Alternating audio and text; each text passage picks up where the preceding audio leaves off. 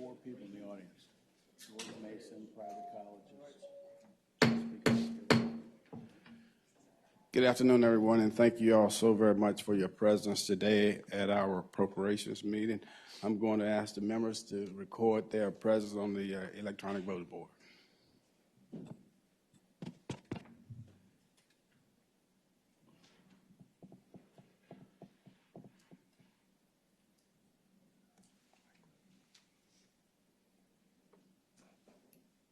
Okay, we can close the roll.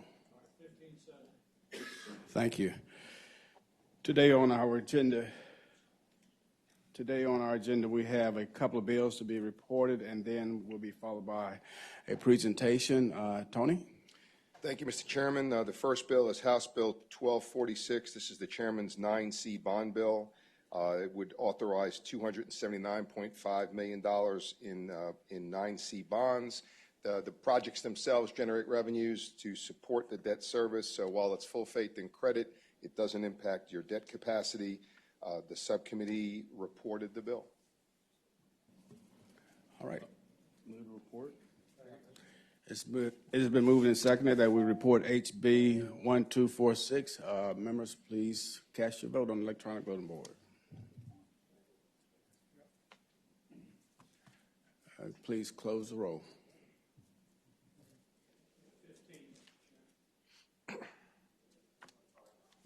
15. Bill reports 15-0. Thank you. Tony?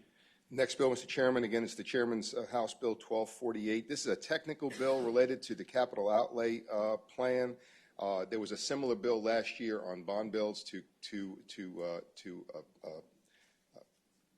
require that when the governor submits the legislation, he does so in coordination with the pre-file deadlines that are set up in the General Assembly's joint rules proposal. There is a technical amendment to change the name of the Senate Finance Committee to the Senate Finance and Appropriations Committee, and the subcommittee adopted the amendment and then reported the bill. Okay. Is there a motion to? It's been moved and seconded that we report HB 1248. Members, please cast your vote on the electronic voting board.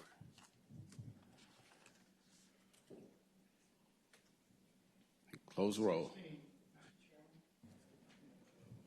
Bill reports out 16-0. Thank you, Tony. Yes, this afternoon, we're delighted to have with us Chancellor Donna Price Henry. She's the Chancellor of the University of Virginia's Colleges of Wise, and we are happy to have you with us this afternoon. Thank you so very much, Madam Chancellor, for pressing your way to be with us this afternoon. Oh, thank you so much, Delegate Torian. I'm pleased to be here today to join you to speak about higher education, and thank you for your support for higher education over the years. I've been Chancellor at UVA-Wise now for 7 years, just had my 7-year anniversary, and I'm pleased to be in the Commonwealth of Virginia. So today I want to talk to you a little bit about the fact that our higher education system is ranked #1 in the country, and we're a top competitive asset in promoting business investment and job creation, a fact that's confirmed by Amazon HQ2's decision to be here and CBNC's recent award of top business honors. So as I encourage the General Assembly to continue your support for higher education and to keep us competitive as an asset to Virginia as we work on economic development across the Commonwealth. Being the Chancellor of an institution in rural Southwest Virginia, I understand that significantly and realize your impact. Hopefully you realize your impact on our college and on the good people of Southwest Virginia and the Commonwealth.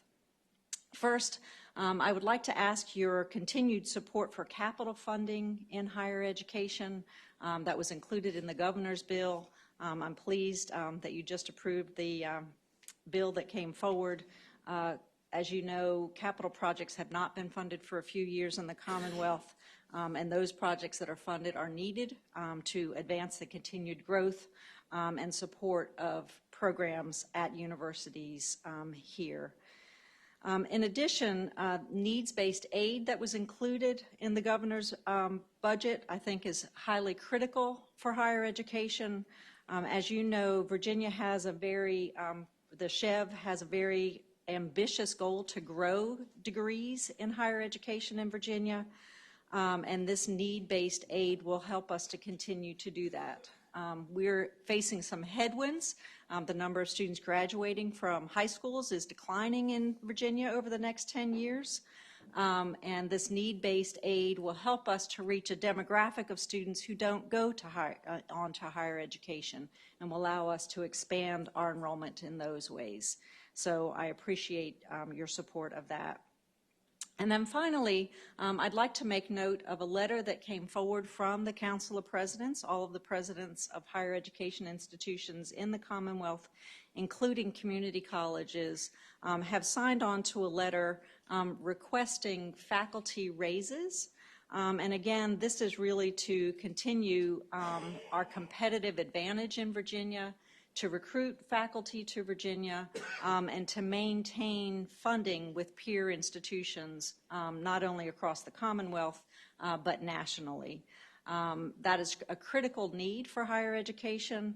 And I also want to say that as a Council of Presidents, we advanced faculty, but would also appreciate support for staff raises as well.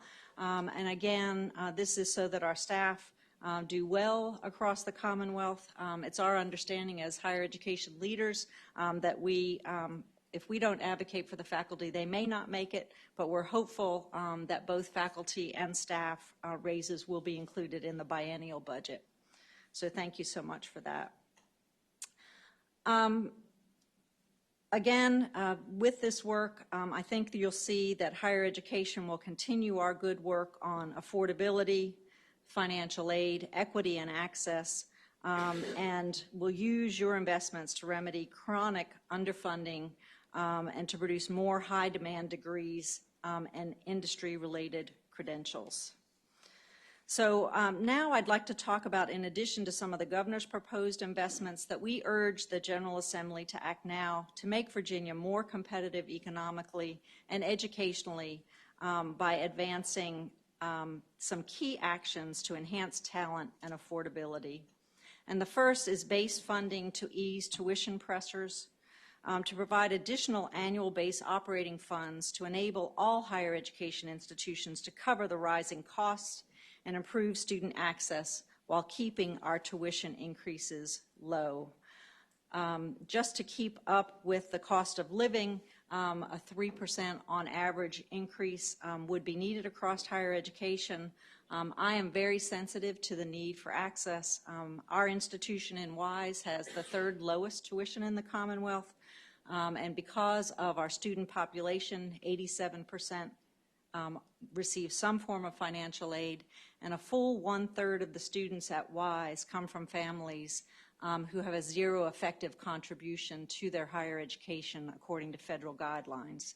So this is truly needed, and I appreciate your support. As last year's tuition initiative demonstrated, greater state general fund support enables Virginia's higher education institutions to mitigate tuition increases that otherwise would be needed to address key cost drivers, like providing more competitive compensation for faculty and staff, and to better serve our first generation underrepresented and non-traditional student populations. So if we can ease these tuition pressures by increasing state support, we will help all students gain access to marketable degrees and credentials while avoiding excessive student loan debt.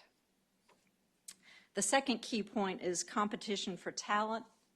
Support initiatives by the institutions to recruit talented Virginia resident students and out-of-state students for high-demand degree programs that meet the Virginia workforce needs.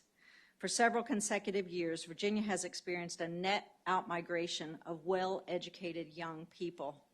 I don't need to tell you how important this is, again, in rural parts of the Commonwealth. Higher education institutions in other states are also aggressively targeting and poaching our Virginia high school graduates.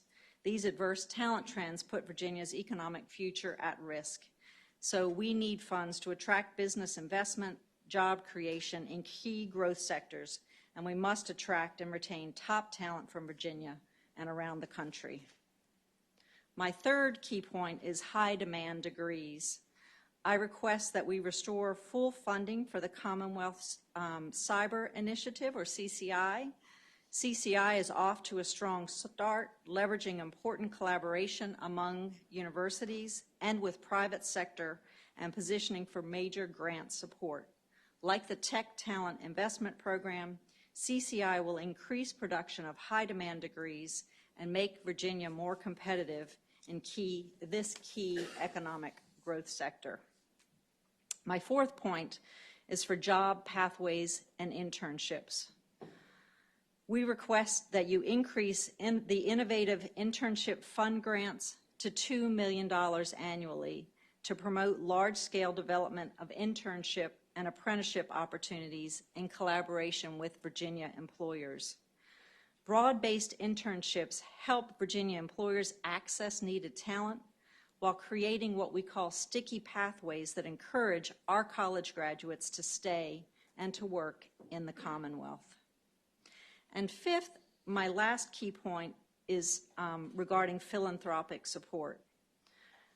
Council of Presidents request that you preserve private foundations' ability to maximize donations that enhance college affordability and educational quality. Virginia relies heavily on private philanthropy, often from anonymous donors, to fund our higher education institutions and to keep costs down for students and taxpayers. Impairing foundations' performance to maintain that anonymity will directly hurt our students who can least afford the cost of attending college. So with that, I'm happy to answer any questions that you might have, and thank you so much for the opportunity to present these key points.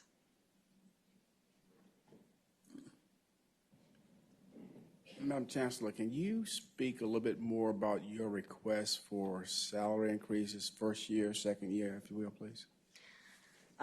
So the request for salary increases for faculty is a 3% increase request for faculty.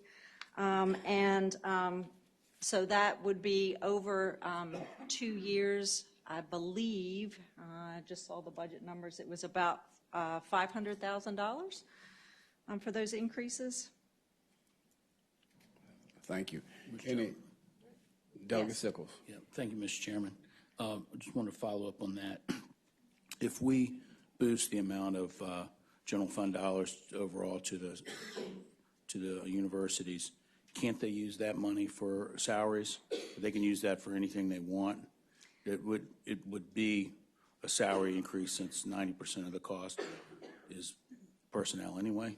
That's correct. So if a general fund increase is allocated for higher education, yes, it could be used in that regard.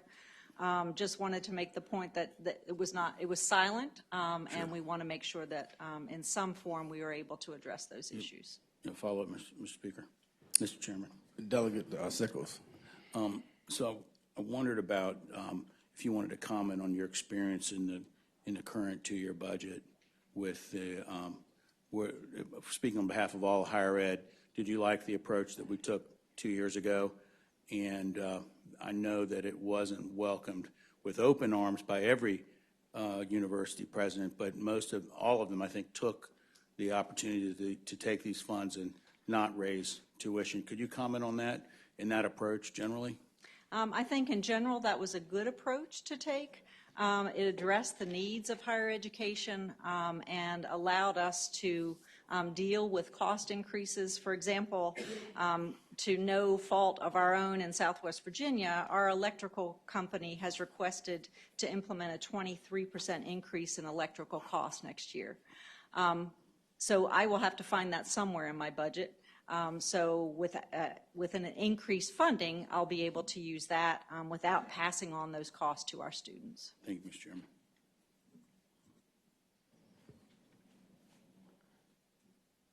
Delegate Moorfield. Mr. Chairman, thank you. Chancellor Henry, thank you for making the short drive up from Southwest Virginia. I'm happy to be here. Just a follow-up on the 23% increase from the utility company. That the utility company that is currently, that you're currently providing service, would that be Appalachian Power? Yes. Okay, and just a follow-up question, Mr. Delegate Chairman. Moorfield. So, and this may be a question that the staff can answer if Chancellor Henry doesn't have this information, but statistically, are the salaries at University at Wise on average lower than as compared to other universities, state universities in Commonwealth? Thank you for that. And I think what we try and do when we compare faculty salaries is to compare them to like institutions. And so we have a cohort of groups that we look at. And we have actually internally allocated resources over the past 6 years to address that faculty salary issue at Wise. And so right now, our faculty salaries average about 95% of the average salaries of our peer institutions. So we're trying to be stay right in that median area for faculty salaries. But if you were to compare us to a UVA or William & Mary, yes, our faculty salaries would be lower, but it's just the nature of the institution. Delegate Krisak. Thank you, Mr. Chairman. I have a quick question for the Chancellor and a quick follow-up. Chancellor, you mentioned regarding your eleemosynary request. I wanted to ask you, how does WISE do with its endowment? Have you been growing that with success? We have been growing our endowment. So I joined the college in January of 2013, and when I came on board, our endowment sat at about $47 million. That's great. And right this year, we actually crossed over to $107 million. Wow, so we have been working hard on those funds. 70% of our endowed funds are in the form of scholarships. So it turns right around and goes back to students. And what, in the follow-up, Mr. Chairman, is what percentage of those donations are anonymous? For us, it's, I would say, about 10 to 15%. Okay, thank you. Mm-hmm. Delegate Cox. Ma'am, just for clarification, I think that salary figure was probably for WISE, wasn't it? I think it's a much bigger, obviously, dollar figure. And would you know about how much a 3%? Just want to right, just to clarify, that makes sense. I believe it's about $22 million for Over the biennium? No, in a single year for the components of higher ed salaries. Mr. Chairman, I think that the Unified Amendment, which 3% again for teaching and then for admin faculty, total funds, general and non-general, I think the first year was about $65 million, and then the second year would have been that 65, and then the inflation. Because I think that they asked for 3% in both years. Okay. Thank you. Any other questions for the Chancellor? Thank you. Okay, thank you. Happy to be here. Thank you. Do you want to go with the announcements, or you like me to go? Okay, this concludes our meeting for today. I do have a couple of housekeeping announcements. Just for the members, please know that we are recording attendance at each of our meetings now because in all likelihood there will be bills that we will be voting on. Also on Wednesday afternoon, it's going to be a long afternoon for us because we are going to be hearing budget amendments. Members, you do not have to go to IHOD to sign up to speak on your amendments. We will deal with those internally, but please plan on a long afternoon this coming Wednesday. And Mr. Chairman, because of the assumed length of the full committee meeting on Wednesday, the subcommittees that generally meet Wednesday afternoon will meet Friday upon adjournment of the House. okay. And I believe there are no subcommittee meetings this afternoon, given the lack of availability of speakers. Okay. Thank you all. That concludes our meeting. Committee shall rise.